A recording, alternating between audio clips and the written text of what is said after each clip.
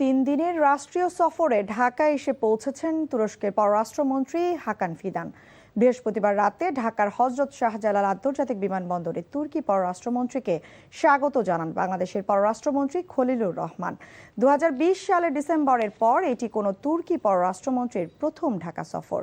তুর্কি পররাষ্ট্রমন্ত্রী শুক্রবার সকালে পররাষ্ট্রমন্ত্রী খলিলুর রহমানের সাথে দ্বিপক্ষীয় বৈঠকে মিলিত হবেন।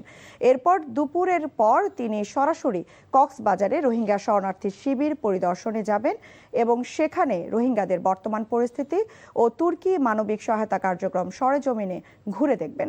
সফর শেষ করার আগে শনিবার তিনি প্রধানমন্ত্রীর কার্যালয়ে প্রধানমন্ত্রী তারেক রহমানের সঙ্গে বিশেষ সৌজন্য সাক্ষাৎ ও বৈঠকে অংশ নেবেন।